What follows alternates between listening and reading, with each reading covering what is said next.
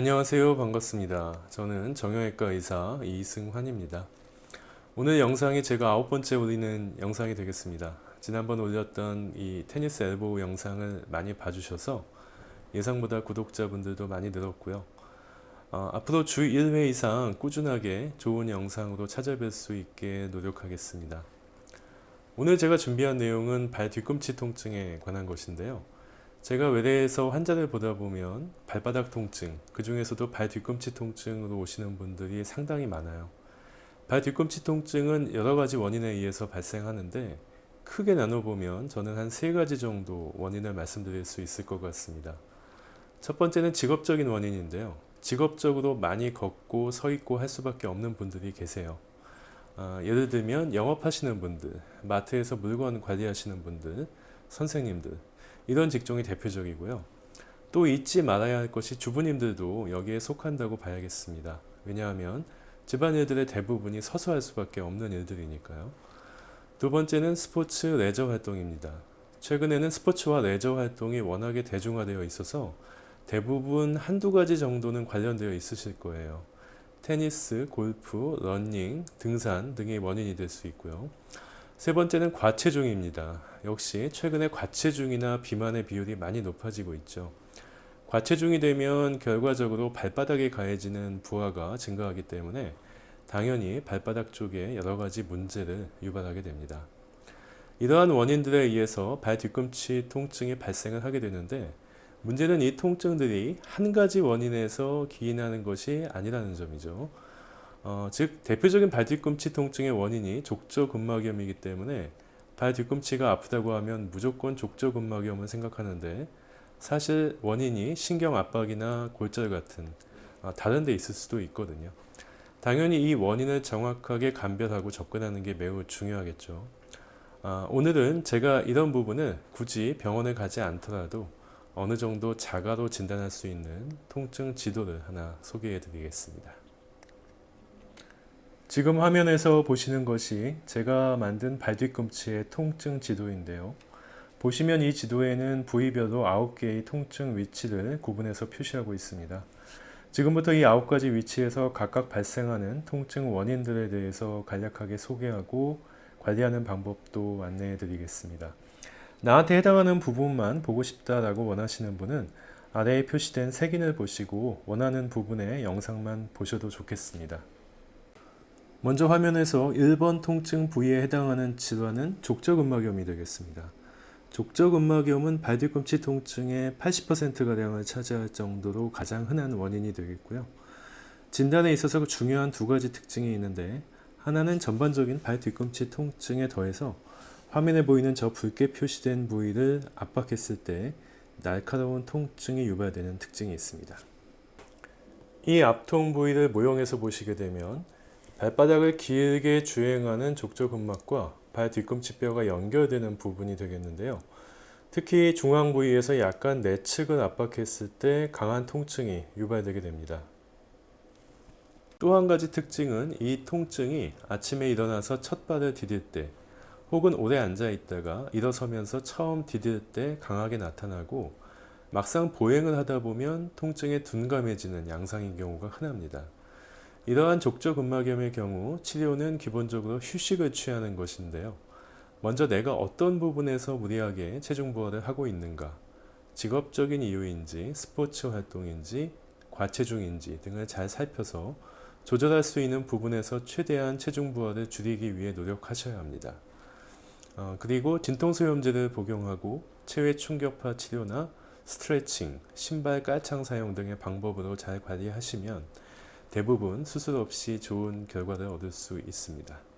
간단하게 스트레칭 방법을 알려드리면 이 자세에서 엄지발가락 혹은 발가락 전체를 감싸 잡으셔도 좋고요. 이 상태에서 발가락을 위로 젖혀주시고 동시에 발목 역시 위로 꺾어서 아킬레스건 스트레칭도 같이 해주시면 좋습니다. 이 상태에서 1부터 10까지 세고 이 과정을 10회 반복하시면 됩니다. 이 자세에서 발바닥을 만져보면 족저근막 자체가 분명하게 만져지는데요. 이 부위를 반대쪽 손을 이용해서 이렇게 마사지해 주시는 방법도 있겠습니다.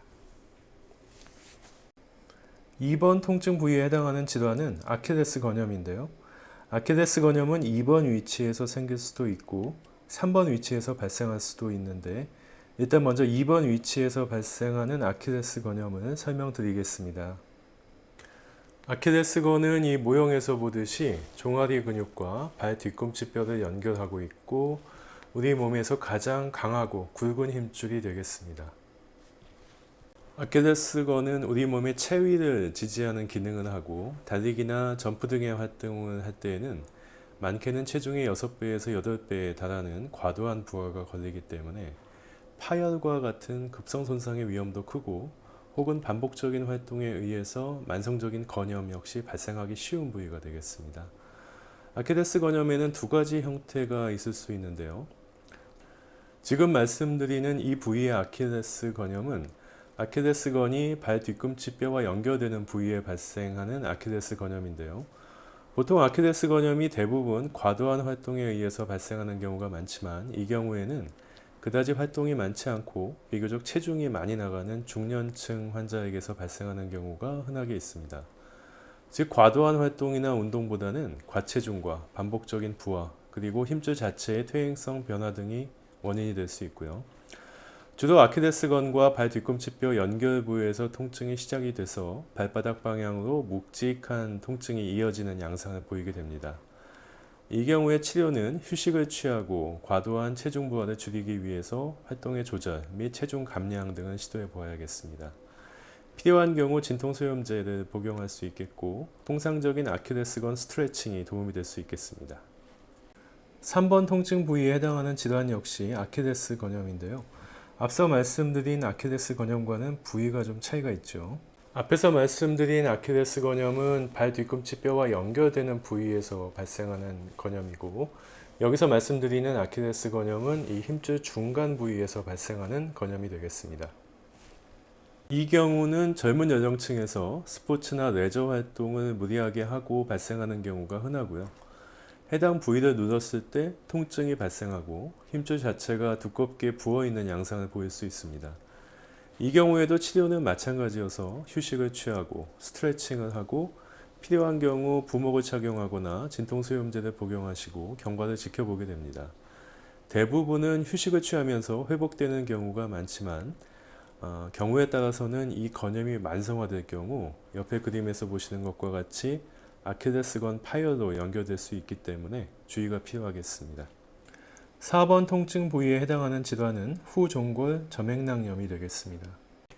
후종골 점액낭이라고 하는 구조는 이 그림에서 보시는 것과 같이 발 뒤꿈치 뼈인 종골 후방의 윗부분과 아킬레스건 연결 부위에서 마찰과 충돌을 줄여주기 위해서 원래 존재하는 구조인데 하이힐이나 너무 타이트한 신발을 즐겨 신으시거나 혹은 운동선수들에게 있어서 과도한 훈련을 받는 과정에서 이 부위에 염증이 발생해서 점액낭염으로 진행하게 됩니다.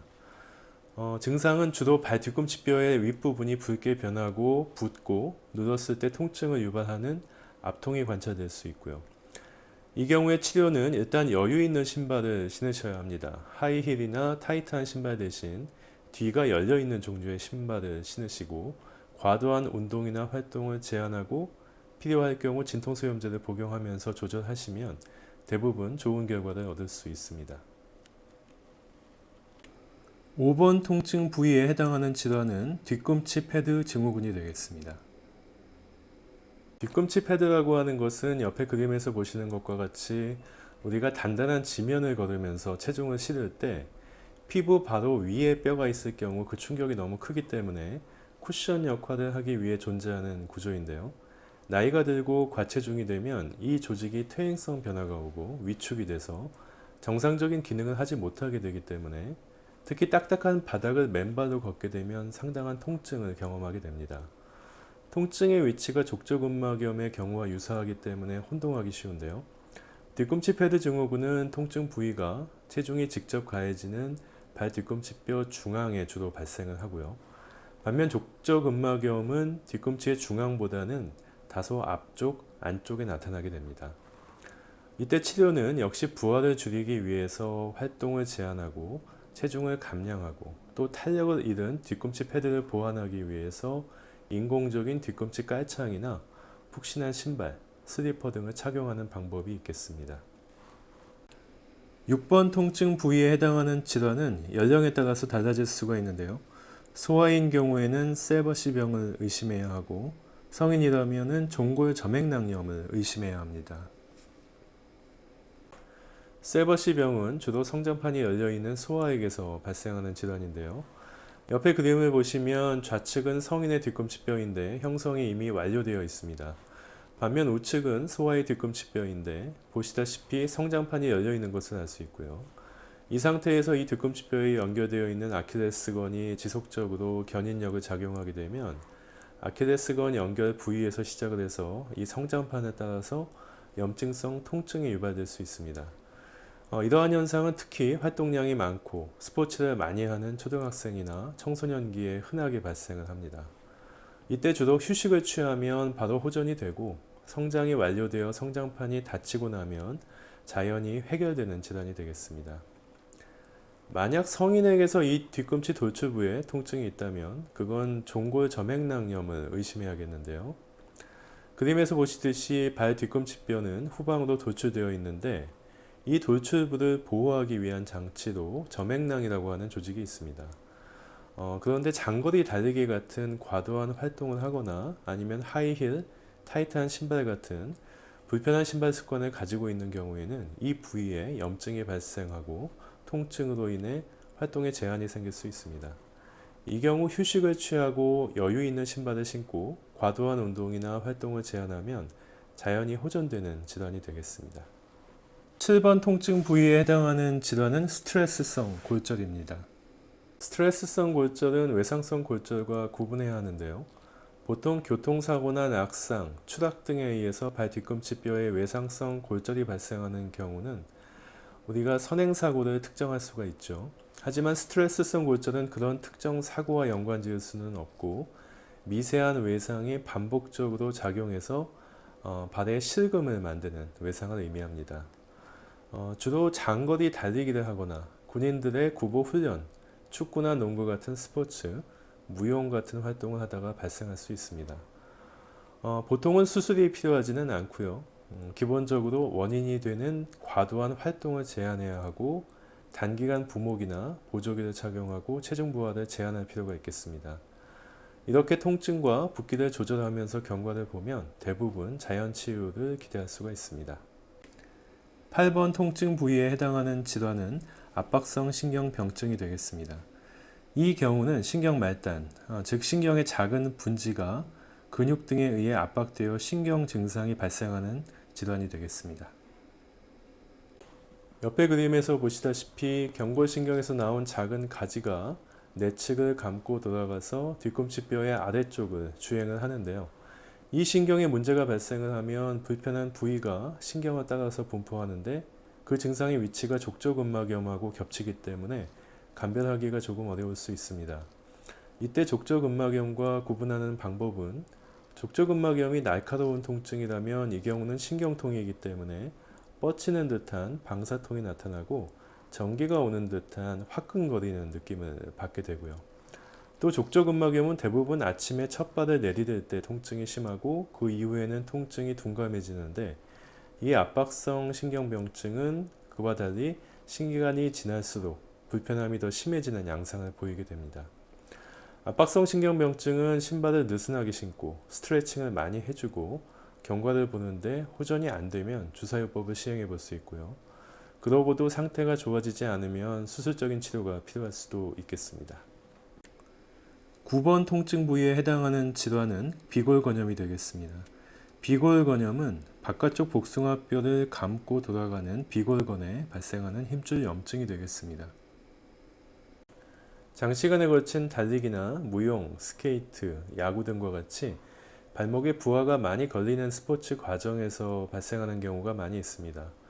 혹은 발목 염좌나 불안정성 같은 손상 후유증으로 나타나기도 하고요. 기본적으로 원인이 되는 스포츠나 활동을 제한하고 소염 진통제로 통증을 조절하면서 단기간에 부목이나 보조기를 착용하고 안정을 취하면 대부분 호전되는 질환이 되겠습니다. 지금까지 발 뒤꿈치에 발생하는 10가지 질환들에 대해서 살펴보았습니다. 우리가 발 뒤꿈치 통증하면 무조건 족저근막염만 생각하는 경향이 있는데요. 실상은 다양한 원인이 있을 수 있다는 점을 기억해 주시고요. 공통된 원칙이라면 증상이 있을 때 원인을 찾아서 그것을 잘 조절하고 휴식을 취하는 것이 대단히 중요하다는 점, 또 발이 편한 신발을 잘 선택해서 착용하고 필요할 경우 진통소염제를 복용하면서 스트레칭과 체외 충격파 치료 같은 비수술적인 관리를 통해서 좋은 결과를 기대할 수 있다는 점도 기억해 주시기 바랍니다. 끝까지 시청해 주셔서 감사하고요. 도움이 되셨다면 구독과 알림 신청해 주시면 감사하겠습니다. 다음 시간에 다시 뵙겠습니다.